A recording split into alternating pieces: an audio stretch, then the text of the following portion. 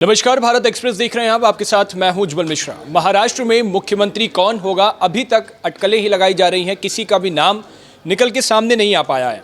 Bharatiya Janata party ने वित्त मंत्री निर्मला सीतारमण और विजय रूपाणी को केंद्रीय पर्यवेक्षक नियुक्त किया है। पर्यवेक्षकों का काम विधायक दल की बैठक कराना होता है और उस विधायक दल की बैठक से नए मुख्यमंत्री का चुनाव कराना होता है और नए मुख्यमंत्री का नाम तब निकल करके आता है। और बीजेपी के अंदर खासतौर पर अगर आप देखेंगे तो जो पर्यवेक्षक होते हैं वो मुख्यमंत्री चुनने में अपनी एक बड़ी भूमिका अदा करते हैं। पिछले 7 साल में ये चौथी बार है जब निर्मला सीतारमण बतौर पर्यवेक्षक बनकर मुख्यमंत्री का चयन करने जा रही हैं। इससे पहले 2017 में आपको याद होगा हिमाचल प्रदेश में उनको पर्यवेक्षक बनाकर भेजा गया था। 2019 में हरियाणा, 2022 में मणिपुर में केंद्रीय पर्यवेक्षक बनकर उन्होंने मुख्यमंत्री पद का चयन किया था। अब एक बार फिर बीजेपी ने महाराष्ट्र में निर्मला सीतारमण को पर्यवेक्षक बना करके भेजा है। वो 11 दिन बाद निर्मला सीतारमण को चयन किया गया और वो ये मुख्यमंत्री के नाम का मुख्यमंत्री पद का चयन करने के लिए वो मुंबई भेजी गई हैं और उनके सहयोगी के रूप में विजय रूपाणी को उनके साथ भेजा गया है। रूपाणी लगभग क्लियर ही कर चुके हैं कि सीएम तो बीजेपी का होगा ही होगा और ये बात हर तरफ से, हर सूत्रों के हवाले से भी आ रही है और लगभग तस्वीर भी ऐसी ही साफ हो रही है कि महाराष्ट्र के अंदर सीएम बीजेपी का ही होगा।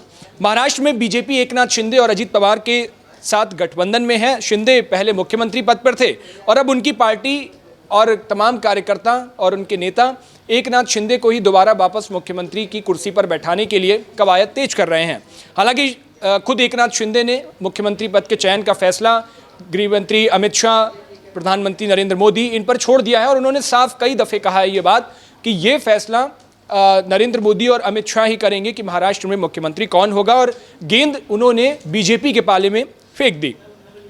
अब चर्चा ये शुरू हो गई है कि निर्मला सीतारमण जहां जहां पर्यवेक्षक की भूमिका में गई हैं तो वो किस फॉर्मूले के तहत मुख्यमंत्री पद का चयन करती हैं, कैसे विधायकों की बैठक कराती हैं और उनमें से कौन सा नाम निकल करके आता है, किस फॉर्मूले को सेट करके वो मुख्यमंत्री का चयन करती हैं।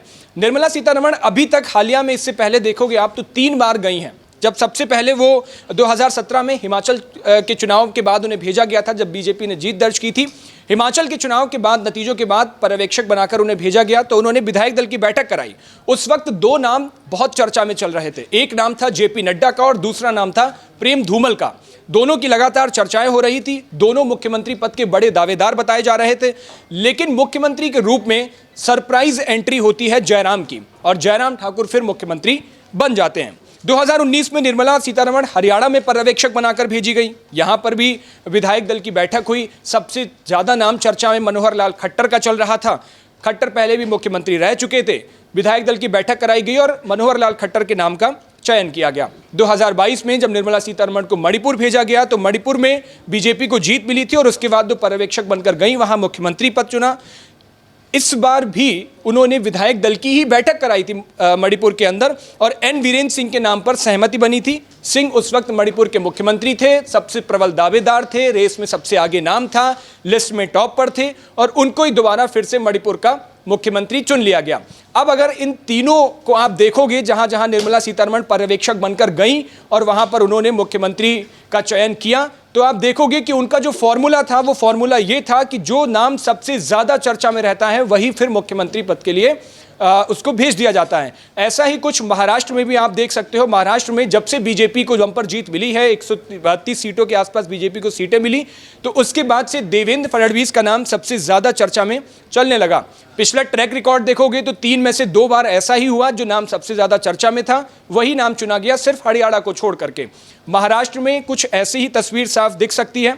देवेंद्र फडणवीस मुख्यमंत्री पद के फ्रंट रनर अप बताए जा रहे हैं। फडणवीस 2014 से 2019 तक मुख्यमंत्री रहे भी हैं। महाराष्ट्र के अंदर बीजेपी ने अपना पहला मुख्यमंत्री 2014 में ही बनाया था और उस वक्त देवेंद्र फडणवीस ने बड़ी भूमिका निभाई थी। फडणवीस महाराष्ट्र के अंदर नेताओं को जोड़ने में, गठजोड़ करने में, बीजेपी को बंपर जीत दिलाने में संघ के लाडले हैं, मोदी शाह की पहली पसंद हैं, तमाम फैक्टर उनके पक्ष में गिरते नजर आ रहे हैं इस बार। तो एनडीए को जोड़ने में महाराष्ट्र के अंदर बीजेपी ने अपनी एक अहम भूमिका निभाई थी। सरकार गठन की कवायद को लेकर भी जब दिल्ली में मीटिंग हुई, महाराष्ट्र में मीटिंग हुई, तो देवेंद्र फडणवीस को हर बार उसमें शामिल किया गया और उनको बुलाया गया। देवेंद्र फडणवीस महाराष्ट्र की सियासत के एक ऐसे नेता बताए जाते हैं जहां वो जिसके यहाँ भी जिस नेता से चाहते हैं वो गठजोड़ कर लेते हैं। आप पिछला आप देख चुके हो, चाहे वो उद्धव ठाकरे रहे हों, चाहे वो शरद पवार रहे हों, अजीत पवार रहे हों, हर नेता के साथ उनके बेहतर संबंध होते हैं। और चुनावों में यही उनकी एक खास वजह है कि महाराष्ट्र के अंदर बीजेपी को, न सिर्फ वो बीजेपी को एकजुट करते हैं बल्कि एनडीए के अपने सहयोगियों पर भी खास नजर रखते हैं और उनको एकजुट करने में देवेंद्र फडणवीस की बड़ी भूमिका रहती है।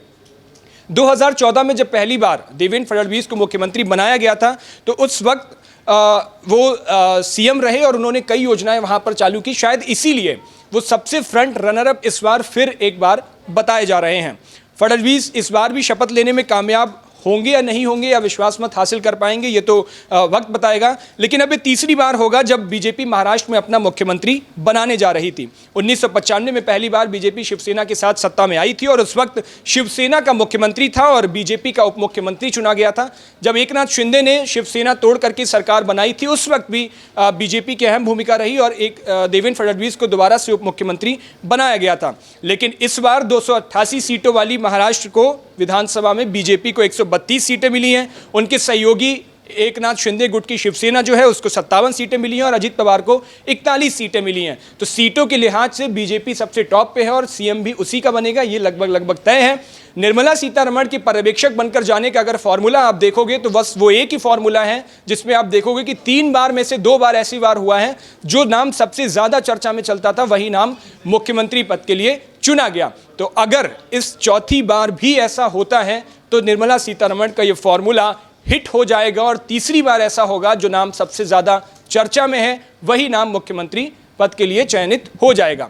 आपको क्या लगता है, क्या वाकई देवेंद्र फडणवीस ही मुख्यमंत्री महाराष्ट्र के बनेंगे? अपनी राय हमें कमेंट बॉक्स में जरूर बताइएगा। देश और दुनिया की बाकी तमाम खबरों के लिए देखते रहिए भारत एक्सप्रेस। शुक्रिया।